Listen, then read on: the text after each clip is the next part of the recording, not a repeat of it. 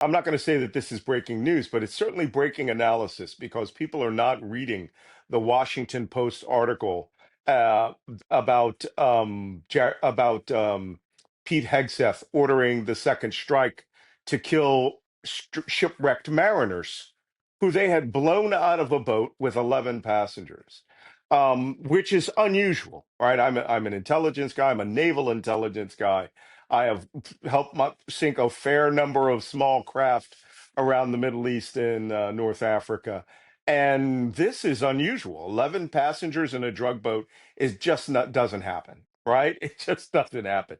You take drugs in a drug boat with two guys. But that restriking and killing those two shipwrecked personnel was an unlawful and an illegal order. Um, People say, well, we're not at war, so it can't be a war crime. Not true. According to the Geneva Convention, um, anytime that there is an engagement in armed conflict between two nations, in this case, Venezuela, even if one side doesn't recognize the conflict has started, the Geneva Convention still applies. But these people were civilians. Therefore, they are always covered by the Geneva Convention, the laws of, or laws of armed conflict, also known as the laws of wars. And since they were on the water, they are covered by the United Nations International Treaty of Law of the Sea, which tells you how. I'm steeped in this as a sailor, right? If you are shipwrecked, if you fall overboard, if you accidentally fall in with a life ring in the water, mariners are required to come to your assistance, right? So, why am I bringing up this whole ballywick first and the aircraft carrier? Because we learned from the Washington Post, the United States Southern Command, which is still right now run by Admiral Alvin Holsey, an African American Navy admiral, is not the theater commanders for this operation off of Venezuela. It turns out Trump and Hegseth designated Special Operations Command is in charge of this entire war or theater of operations right now, and U.S. Southern Command is merely supporting them with 12 to 15 cruise missile launching, most advanced warships that we have, an aircraft carrier, two atomic powered submarines, a special operations transport, a marine amphibious unit, which has 2,500 Marines which could land in that country, and right now, quietly, the entirety of U.S. special operations that's not deployed overseas, plus the CIA. All of these are coming not under the four-star admiral, but the two-star admiral who runs special operations. That being said, the Washington, and the reason why I'm concerned about Venezuela is I read the article pretty carefully, and people seem to have confused that SEAL Team 6 was carrying out these operations because Admiral Bradley used to be the commander of SEAL Team 6. No, what they said in the article was SEAL Team 6 was observing these vessels leaving their drug manufacturing facilities or ports, which means SEAL Team 6 has been on the ground in Venezuela since August. Because to watch a boat, and like Pete Hegseth said, we know who was on the boat, how many people were on the boat, what they were doing on the boat. You can only get that from ground intelligence. I don't care how many drones you fly over there. I've done enough drone reconnaissance. You cannot tell me who that individual is from a drone. You can, and SEAL Team 6 is a ground force, is an amphibious force. We don't use them. They don't have airplanes that shoot missiles. That was U.S. Air Force Special Operations Command that sank those boats. So we are likely been having special operations, clandestine special operations ashore in Venezuela now. If what Secretary Hegseth and the Washington Post both said, Hegseth said, I watched this personally. I knew where they came from, who they were, where they were, what they were doing. Really?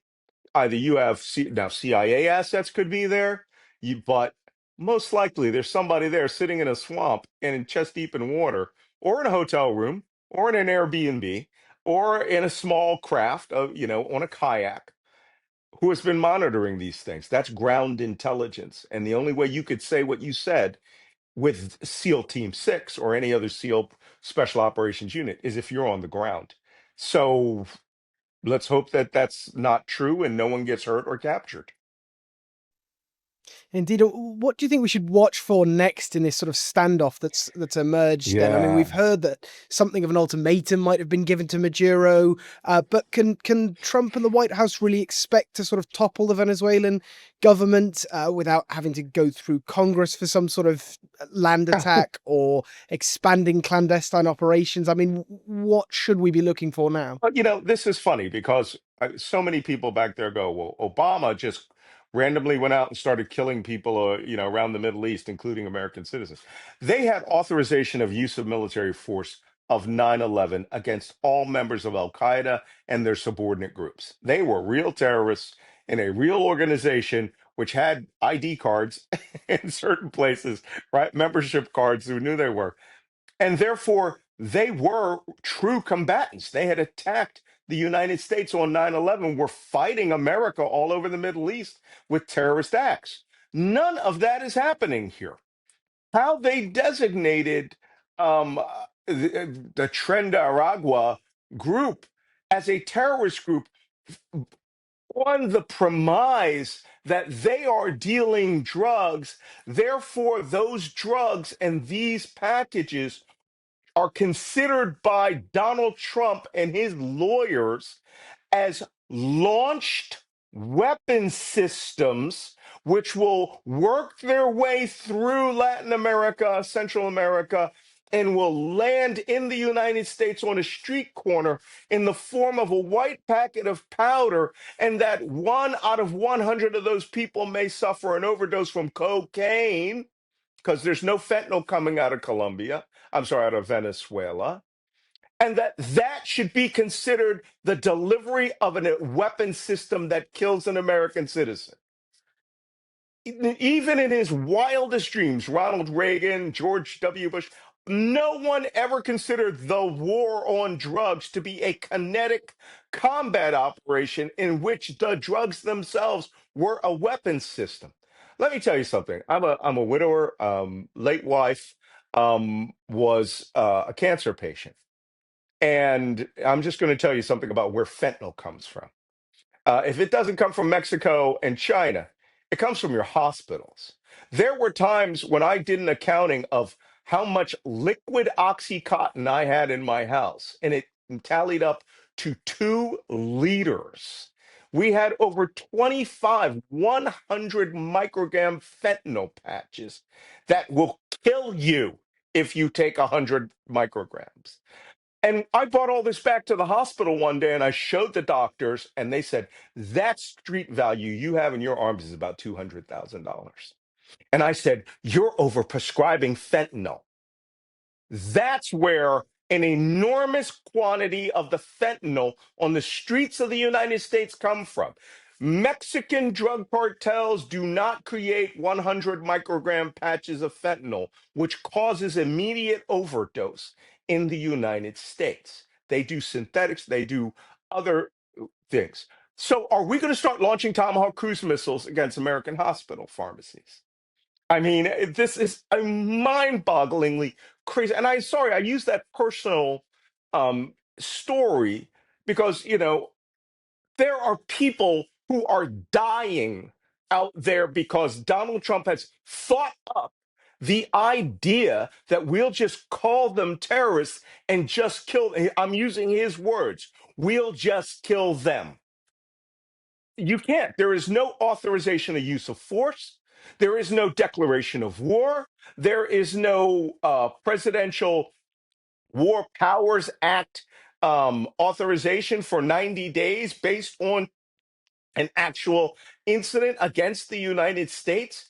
It is, I'm going to swear to God, I'm going to tell you where this strategy was developed.